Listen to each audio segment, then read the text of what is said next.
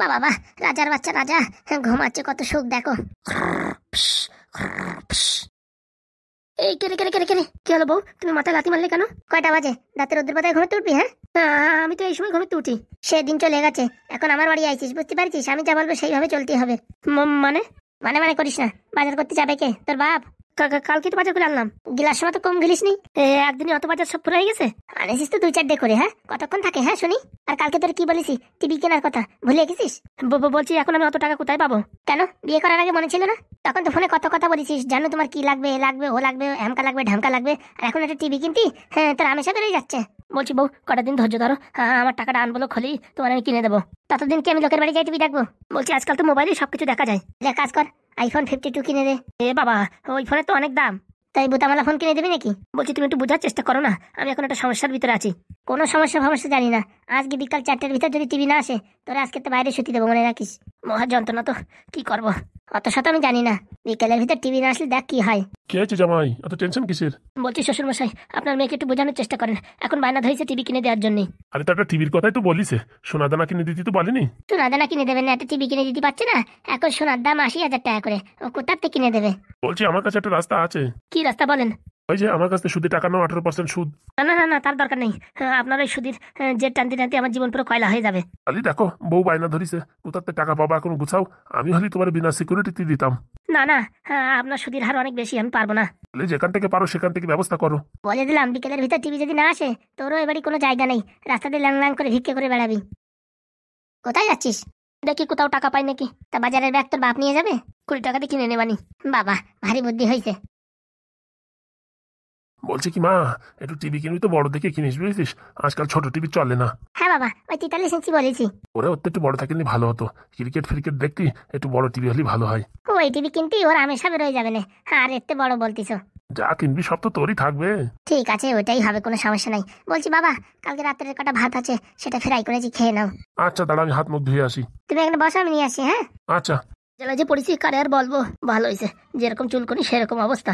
যেদিনতে বিয়ে করেছি সেদিনতে আমার জীবনে পুরো একদম অমঙ্গলই হয়ে যাচ্ছে, আর কি বলবো। এখন এর হাতেতে কি করে মুক্তি পাবো আমি সেটা দেখতেছি। যাই দেখি স্যারের বাড়ি যাই, স্যার যদি কিছু সাহায্য করে। বল এ ফর অ্যাপেল। তুমি আগে বলো, আমাকে টিপ কিনে দেবা। আরে বাবা, সবসময় চিপস খালি পেট খারাপ হবে। যতক্ষণ না দেবা ততক্ষণ আমি বলবো না। এ তো মহা যন্ত্রণায় পড়েছি। বল এ ফর অ্যাপেল। আগে টিপ দাও, তারপরে পড়াশোনা করবো। কই গো শুনছো, তোমার ছেলের আমি পড়াতে পারবো না। সারা দেশের ছেলে পেলের আমি মানুষ করলাম, আর আমার ছেলেরা কে যে পড়াবে তার মনে হয় এখনো পৃথিবীতে জন্ম হয়নি। আর হবেও না। কথা বললি কানে যায় না তোর? না কথা বলি কানে দেয় না তোর? না, তোর সাহস তো কম না, তুই এবার ভেঙাচ্ছিস। তোমার আগে টিপ দিতে বলেছি, দিবা তো দাও, নাহলে আমি পারবো না। কই গো শুনছো, তোমার ছেলে আমি পড়াতে পারবো না। স্যার, স্যার বাড়িতে আছেন নাকি? আরে কি হাগো নাকি? হ্যাঁ স্যার। আসো আসো, ভিতরে আসো। দেখো কে আইতে। ভালো আছেন স্যার? আর ভালো, মাজা ব্যথায় যেরকম চিংচিং করে উঠতেছে তার ভালো। বলছি তোমার মুখটা ওরকম কেন? স্যার ভারী বিপদে পড়েছি। বিপদে মানে? এই যে লাস্টে যে বিয়েটা করলাম না স্যার, জীবন পুরো কান্দায় দিচ্ছে। কি বলছো? আমি তো ভাবছি এই বউটা ভালো হবে। ওই স্যার, ভালো খুঁজতে খুঁজতে আমার জীবনটা এখন অন্ধকারের ভিতরে গোলাই গেছে। কেন, কি হয়েছে? আর বলবেন না স্যার, ভীষণ বিপদে আছি। টাকা পয়সা যা ছিল সব লক হয়ে গেছে, কিছু বের করতে পারতেছি না। এই বাড়িটা বন্ধক দিয়ে 5 লাখ টাকা নিলাম, সে টাকা আমার শ্বশুরই নিল সুদের ব্যবসা করতে। কি বলছো, অত সুন্দর বাড়ি বন্ধক রেখে দিছো? আর কি করবো স্যার, বিয়ে করার পরে তো আমার কপাল খুলে গেছে না। তাহলে তো ভারী কষ্টে আছো। কষ্ট শুধু স্যার, শ্বশুরের কাছ থেকে টাকা নিছি, তাও আবার সুদি, 18% সুদি। হে কি বলছো? হ্যাঁ স্যার, এখন বউতি বায়না ধরেছে টিভি কিনে দিতে হবে। এ তো মহা যন্ত্রণায় আছো। খালি যন্ত্রণা স্যার, জীবনটা পুরো একদম চুইন ক্যামের মতন হয়ে গেছে, যেখানে যাচ্ছে সেখানে লেগে যাচ্ছে। তাই স্যার আপনার কাছে আইছি একটু সাহায্য চাইতে। বলো, আমি তোমার কিভাবে সাহায্য করতে পারি? বলছি স্যার, ফুটো, ঢ্যাবনা, পাদু, কারোর খবর আছে? আরে বাবা না, এই তো কালকে না পরশু দিন ওই লাল ব্যাটারি আর ওই চম্পা আইছিল আমার কাছে। ওরা কি জানে ফুটো ঢ্যাবনা কোথায় আছে? আরে বাবা না, আমার কাছে জিজ্ঞেস করতে আইছিল, তা আমি তো বলতে পারলাম না, তো ওরা শহরে গেছে খুঁজতে। স্যার আমি যে কি বড় ভুল করেছি, এখন আমার মুখ দেখানোর জায়গা নেই। এই ফুটো যাওয়ার সময় আমার ছেলের অ্যাডমিশন করার জন্য 1.5 লাখ টাকা চাইছিল, তা দিলাম না। এখন আমার জীবনটা এমন হয়েছে না, ওইদিকে মুখ দেখাতে পারতেছি না, এদিকে সহ্য করতে পারতেছি, একদম শেষ হয়ে গেছে। তা বলো আমি কি করে তোমার সাহায্য করতে পারি? লজ্জার ব্যাপার স্যার, বলতে লজ্জা লাগতেছে, কিন্তু এখন না বলেও উপায় নেই। আরে বলো তো কি সমস্যা? বলছি স্যার, যদি 20-30 হাজার টাকা হতো না স্যার, তাহলে আমি একটু বাঁচতাম। শোনো, তোমরা যেভাবে আমাকে সাহায্য করিছো, 20-30 হাজার তো আমার কাছে কিচ্ছু না, কিন্তু মেন কথাটা হচ্ছে কদিন আগে ছেলের অন্নপ্রাশন করলাম তো ধুমধাম করে, জানো তো।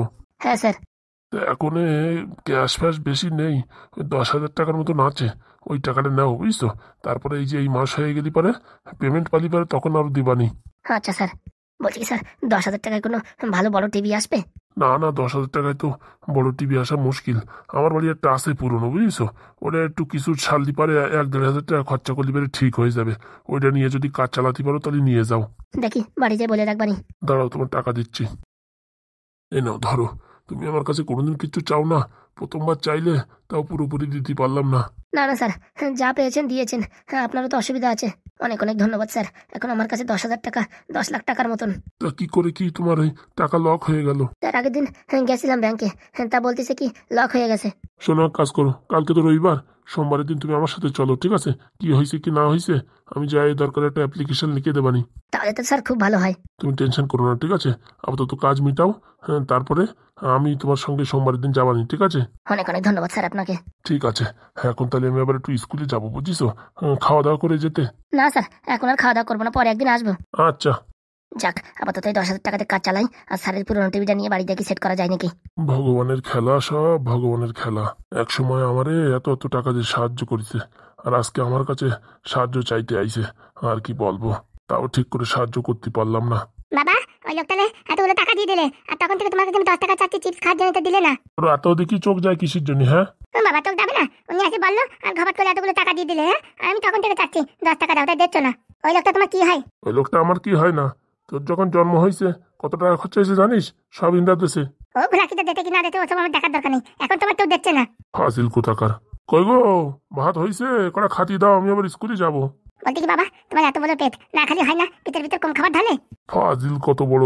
হ্যাঁ, আমি এখন সত্যি কথা বললে আমি এখন ফাটিল না। ইয়াদব ছেলে। মা তো আমি বলছি ওই লোকটা এতগুলো টাকা দিত। এই মাথা খারাপ করিস না, চুপচাপ থাক। আমি পড়িছি আর এক জ্বালাই। এই ছেলে তো না, মনে হয় কি একটা রক্ত চুষা বাতুর। আমরা ছোটবেলায় 4 আনা 10 পয়সা দিয়ে কত কিছু কেনাকাটা করেছি, আর এদের ডেলি 10 টাকা দাও। টাকা মনে হয় উজ্জে আসে। কিপটে। কিপটেমি না করলি তোমার পড়াশোনা করতে কত টাকা লাগবে সে তুমি জানো? সে টাকা কে দেবে? হ্যাঁ, আমার তো লটারি বাঁধেনি বুড়ো বয়সে। এখন যদি টাকা পয়সা না গুছাই, পরবর্তীতে কোথা থেকে দেবো তোমার টাকা পয়সা? আর 10 টাকা দিলে কি হয়? 10 টাকা দিয়ে কি বলো লোক খায়? ভালো জিনিস খাবি না তো? খাবি ও কোথা চিপস মিপস ঘোড়া মোড়া ওইসব খাই, পেট খারাপ হবে, তারপরে হসপিটাল যেতে হবে, আবার 5-10 হাজার টাকা খরচা। তুমি দেবা কিনা তাই বলো। দেবো না। মানে টাকা দিতে না মা, তুমি কোথায় গেছো এত? কান্না করিস আর যা করিস, কোনো টাকা দেওয়ার ভিতরে নেই। অনেক তাবিজ বেজবা বেজবা বলতিছো, কিছু বিক্রি করিছো নাকি কালকে সকালের বাসে তোমাদের গ্রামে পাঠাই দেবো? তাবিজ বেচা শহরে অত সোজা না, বুঝতে পারিস? আমরা বেচতি বেচতি পাশার চামড়া ঘষে গেছে, তাও এখনো 500 টাকার বেশি বেচতে পারি না। কাকা, সকালবেলা দুটো বাসের টিকিট কাটো তো। কেন? আমি জানি তোমরা পারবা না। বলছি চম্পা মামা, টাকাটা দিয়ে দাও তো। মনে হয় 2-4 টাকা বিক্রি করেছে। এই নাও 3,000 টাকা। ও মা, 3,000 টাকা বিক্রি করে ফেলেছো? তা কি ভাবিস আমাদের? এ বাবা, হ্যাঁ, আমাদের গ্রুপে যত লোক আছে আজ পর্যন্ত 3,000 টাকা কেউ কেনা বেচা করতে পারিনি।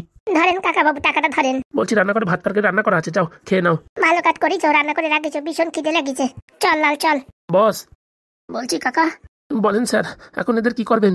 আমি তো ভাবতেছি আমাদের যে এখন পরিস্থিতি, 2-3 হাজার টাকা মানে অনেক ব্যাপার। আর ছেলে পেলে যে ভিক্ষে করে আনতেছে 200-300 টাকা, ওই দেখি সংসার চলে? একদিনে যদি 3,000 টাকা হয়, 1 মাসে বাবারে বাবা 90,000 টাকা। রেখে দাও, রেখে দাও বস, এদের রেখে দাও। বলছি কালকে কাকা এদের সাথে যাবা, কি করে তাবিজ বিক্রি করে দেখবা। ঠিক আছে। মালগুলো প্রথম দিনই এরকম ছক্কা মারবে তা তো আমি বুঝতে পারিনি। বললি হবে না, এগুলো ট্যালেন্ট আছে। না হলে পারে প্রথম দিনে এত টাকা তাবিজ কি করে বিক্রি করে। বলছি স্যার, টাকাগুলো কি করব? আপাতত ওই টাকাগুলো দিয়ে রেশন ফেশন নিয়ে আসো। হ্যাঁ, কালকে ওই দোকান থেকে একটা সরষের তেলের বোতল বাকিতে আনিছিলাম। সব টাকা পয়সা দিয়ে দাও, বুঝিস? আর এরা থাকুক কিছুদিন, মোটামুটি যতদিন থাকে থাকুক, কি বলো? আমার হিসেবে তো থেকে গেলেই ভালো হয়, তাহলে তো মাসে 90,000 টাকা না হোক 50,000 টাকা তো থাকবে। একদম ঠিক বলিস। এখন যে ভিক্ষে শ্রী বৃদ্ধি, ওতে সংসার চলে না। তাহলে আমি ছেলেগুলোর আনে ভালো কাজ করেছি না? তাই তো দেখছি কাকা। তাহলে আমার দিকে একটু দেখো। আরে বাবা, রোজ দিন যদি এরকম ইনকাম হয়, কেন দেখবো না? ঠিক আছে, চলো খাওয়া দাওয়া করে নিয়ে যাক। আরে ওরা ভালো করে খাক। বলছি তুমি টপ করে যাও তো, ওদের জন্য দুজনের জন্য দুটো স্পেশাল ডিম অমলেট করে দাও তো। এক্ষুনি দিচ্ছি। ছেলে পেলে দুটো আজকে ভারী কষ্ট করে আইছে, একটু ডিম ফিম খাক। মালগুলোরে কতদিন রাখা যায় এখানে? এরা যাওয়ার আগে এদের কাছ থেকে তাবিজের ব্যবসা শিখে ফেলতে হবে। আমিও যদি চালাই মোটামুটি 3,000 না আসুক 2,000 আসলেও মাসে অনেক টাকা। যারা সরকারি ভালো ভালো চাকরি করে তারাও 50-60 হাজার টাকা মাসে পায় না। আর এরা যে কি ব্যবসা করিছে, আমার তো পায়ের তলাতে জমি সরে যাচ্ছে। এদের যতদিন টুপি টাপাতে রাখা যায় বলতে হবে পাদুরে আমি খুঁজতেছি এখানে ওখানে, পারি পারি তোমাদের বলবো, তাই বলতে হবে, নালি মালগুলো থাকবে না। আর এরা শহরের একবার চাল চলন জ্বালিয়ে গেলি, তারপরে কি আমাদের কি আর পোষবে নাকি? লাতি মারে চলে যাবে। কালকে কাকারে পাঠাতে হবে, কি করে তাবিজ বিক্রি করে সেটা শিখতে হবে। যাই দেখি বাইরের থেকে একটু চা খেয়ে আসি। শহরে আসে কতদিন হয়ে গেল, হ্যাঁ কোনোদিন এরকম কেনা বেচা হয় না। আজকে 3,000 টাকা হাতে দিল, জীবনটা পুরো কান্দিয়ে উঠলো। কাকা তোমার জ্বর এখনো কমছে না যে? আরে কমে যাবে ভাইপো, নিয়ে টেনশন করিস না। তবু ডাক্তারের কাছ থেকে এসে 1 ঘন্টা হয়ে গেল, এখনো জ্বর কমছে না। ও কমবে না, এইসব অন্য জ্বর। অন্য জ্বর মানে? পরান পড়তিছে, পরান পড়া জ্বর। হ্যাঁ না, আমি যাবি কথা বলবি না। কার জন্য পরান পড়তিছে? কার জন্য আবার? এই ফুটেদার বউর জন্য? আই কাকা। আরে না রে, এইসব ফাউ কথা বলে বুঝছিস ঢ্যাবনা। ও আমার সাথে একটু আর কি ফাজলামি করে। না না, যদি এরকম হয় তাহলে কাকিকে নিয়ে আসো শহরে। ওরে বাবা, হ্যাঁ আমার যদি ডেঙ্গু হয় না তাও আমি কোনদিন নিয়ে আসবো না। ওইসব একটা বিষধর সাপ। ওইসব বাড়ি থাকা মানে জীবন পুরো আলকাতরা। তোর পড়াশোনা চাঙিয়ে উঠিয়ে যাবে। আমার পড়াশোনার থেকে আগে তোমার শরীরটা ঠিক হওয়া দরকার। ও ঠিক হয়ে যাবে না, এই বাড়ি যা বলতে বাংলার এন্ট্রি নাই, একটু বাংলা খাওয়াই দিলি পারে, হ্যাঁ মোটামুটি ফুটোদার জ্বর কমে যেত। শোন পাদু, তুই এমনি টেনশন করিস না। তোর এখন বিকেলবেলা আবার কোচিং আছে না, তুই চলে যা। না না আমি যাবো না, ফাজলামি করিস না। বুঝতে পারিস আমার জ্বর তো ঠিক হয়ে গেল বলে, বুঝতে পারিস আধা ঘন্টার ভিতর ঠিক হয়ে যাবে। যা যা যা যা রে পাদু, কোনো সমস্যা নেই, আমি আছি তো। ঠিক আছে, কোনো সমস্যা হলে আমার কোচিং সেন্টারে ফোন করো। আচ্ছা। বলছি ঢ্যাবনা, তুই খেয়ে দিয়ে কোনো কাজ পাস না? সত্যি বলিস, তোমার এই হাগুদার জন্য পড়ান পড়তেছে, এর জন্য তোমার জ্বর কমতেছে না। এইসব হাবি যাবি কথা বলিস না। সত্যি করে বুকে হাত রাখে বলো। দেখেছিস তুই, মানে আর কি বলবো তোরে। শোনো, তোমার জন্য এখনই পট করে একটা বাংলা নিয়ে আসতেছি, এখনই জ্বর কমে যাবে। না রে না, ঘর মালিক জানতে পারলে সমস্যা। আরে কিচ্ছু হবে না, লঙ্গির ভাজে করে নিয়ে আসবো, টাপ করে মেরে দেবা, বাস হয়ে গেল। আর খাওয়ার সময় যদি আসে, আমি কি অত বলদ নাকি? কোল্ড ড্রিঙ্কসের বোতলে ভরে নিয়ে আসবো। সত্যি না, তুই না মাইরি আর কি বলবো। তুমি চুপচাপ থাকো, আমি ঘপাত করে যাবো আর আসবো। যা। ফুটোদার জ্বর কি করে কমাতে এসে আমার জানা আছে। আসলে সত্যি কথা বলতে, ঢ্যাবনা যা বলিছে সেটাই ঠিক কথা। হাগুদার জন্য আমার জ্বর আইছে। মনের ভিতর এরকম লাগছে হাগুদা ভীষণ বিপদে আছে, কিন্তু এমন একটা প্রতিজ্ঞা নিছি, ফোনও করতে পারতেছি না, খবরও নিতে পারতেছি না। ভগবান তুমি হাগুদারে রক্ষা করো। হাগুদা আমাদের সাথে অন্যায় করলেও হাগুদার যেন কিচ্ছু না হয়। বন্ধু হয়ে যদি বন্ধুর বিপদের সময় পাশে না দাঁড়াতে পারি, তাহলে কিরকম বন্ধু হলাম। তবুও হাগুদা যা কাজ করেছে, মনে বড় কষ্ট লাগিছে। মন বলছে কিচ্ছু না কিছু হয়েছে, একটু স্যারে ফোন করবো নাকি তাই ভাবছি। না না থাক, ঢ্যামনা জানতে পারলে আবার বকাবকি করবে, পাদু জানলেও বকাবকি করবে। ঠাকুরদা তুমি যেখানে থাকো ভালো থাকো, তোমার বন্ধুর এই কামনা সারা জীবন থাকবে। কতদিন পরে শালিটা আবার আসতেছে আমার বাড়ি। স্যান ট্যান করে 7 সকালে রেডি হয়ে বসে রয়েছি। ওই গো শুনছো? হ্যাঁ বলো গিন্নি। ও মা, আমি কি দেখতেছি, যে মানুষ 2-3টার আগে স্নান করে না, তাড়াই তাড়াই স্নান করাতে হয়, সে আজকে 7টার সময় সকালবেলা স্নান টান করে সেন্টিমেন্ট মারে বসে রয়েছে। ও বাবা, কেন স্যান ট্যান করা যাবে না? বুঝতে পারছি তোমার মনে মনে কি শয়তানি। হ্যাঁ, আমার বোন আসতেছে না আজকে, তার জন্য সেজে গুজে বসে রয়েছো। আরে বউ, কি যে বলছিস, সকালে একটু গরম লাগছিল বুঝে স্যান করে ফেলেছি। সেসব আমার জানা আছে। বলছি কি যাও বাজারে যেয়ে একটু ওই 20 টাকা জিরে নিয়ে এসো। মাথা খারাপ হয়ে গেছে নাকি? হ্যাঁ, আমি একটা এমএলএ মানুষ, আমার দিয়ে জিরে আনাবি? কেন, এমএলএ ভাত খায় না? বলছি বউ, কারু পাঠা না, আমি যেতে পারবো না। সত্যি আর কি বলবো। তারপরে এখন আমার শালি আসবে, কখন চলে আসে বলা যায়? আমি যদি বাড়ি না থাকি তখন বাড়ি গিয়ে আবার নালিশ করবেন তোমার বাবার কাছে যে হ্যাঁ দাদাবাবু সারাদিন এদিক ওদিক ঘুরে বেড়ায়, আমার দিদির একটু যত্ন রাখে না। উড়ি পোড়া মুখো। বলছি বউ, পট করে একটা কফি বানাই দাও না। আমি এখন পারবো না। থাক, তোমার দেয়া লাগবে না। তোমার বোন আসলি তখন বলবানি, মানে আমার শালি আসলি বলবানি যে মোটামুটি একটু চা বানাই দাও। আর কি বলবো, বুড়ো বয়সে ভীমরতি। এখন আবার কে ফোন করে? দেখো তোমার কোন পার্টি অফিসতে ফোন আইছে। সত্যি বউ, তুই তো ঠিক বলিস, পার্টি অফিস তো ফোন আইছে। ফোনটা লাউড স্পিকারে দাও তো দেখি কি বলে। হ্যাঁ, মাথা খারাপ, এখন এইসব পার্টি অফিসের সাথে কথা বলা যাবে না। এই ফোন কাটিয়ে দিলাম। এখন যদি ফোন উঠাই পার্টি অফিসতে ডাকে, আর এদিকে শালি আসে যদি আমার না খুঁজে পাই, তাহলে একটা মোটামুটি বদনাম কথা না? বলছি কি, তুই আবার অন্য কোথাও জাল বিচারছিস না তো? মানে মানে হচ্ছে আবার কোনো ঢেমনি ফেমনি দেখছিস না তো বিয়ে করার জন্য? মাথা খারাপ, আমার 10টা না 5টা না একটা মাত্র হিরোইনি নতুন বউ, এই থেকে আমি আবার এদিক ওদিকে মেয়ে ছেলে খুঁজি নাকি বিয়ে করার জন্য?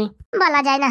কি যে বউ, তুই আমার উপর শুধু শুধু সন্দেহ করিস। বলছি সারাদিনই তো পার্টি অফিসে থাকো, যখনই বাড়ি আসো তখনই পার্টি অফিসের ফোন আসে। তোমার পার্টি অফিস কি 24 ঘন্টা চালু থাকে? আরে বউ, আমি এমএলএ মানুষ তো, ওই ফোন আসতে থাকে এদিক দিয়ে ওদিক দিয়ে। সন্ধ্যে বুড়ো হারামজাদা, যদি কোনোদিন শুনি যে কোনো ঢেমনির সাথে তুই ফোনে কথা বলিস, সেদিন তোর মুখে গুঁতো মেরে সামনে 3টে দাঁত ভেঙে দেবো। দেখো, তুমি খালি খালি এসে উল্টোপাল্টা কথা বলো কেন?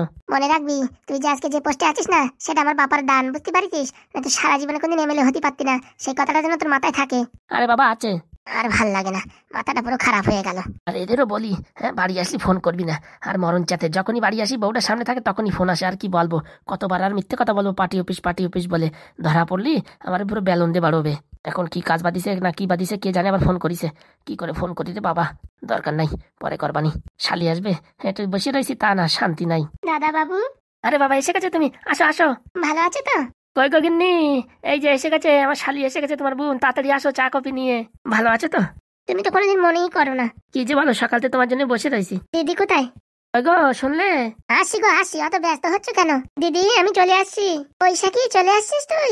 বলছি কতদিন পরে এলে। তুমি তো আমাদের বাড়িতে আসোই না। যখন থেকে এমএলএ হয়েছে তখন থেকে তোমার শুধু party office party office party office. আর কি করবো বলো, লোকজনের ভালো করাই তো আমার কর্তব্য। ও বাবা তাই নাকি? কই গো দিদি এলি? ছোট তুই এসে গেছিস? Lily lily lily lily. আবার এসে গেছে পার্টি অফিসের ফোন। বলছি বউ, তুমি কি করে জানলে? Lily lily lily lily. উঠাও ফোনটা উঠাও। Lily lily lily lily. কই দাদা বাবু ফোনটা উঠাও।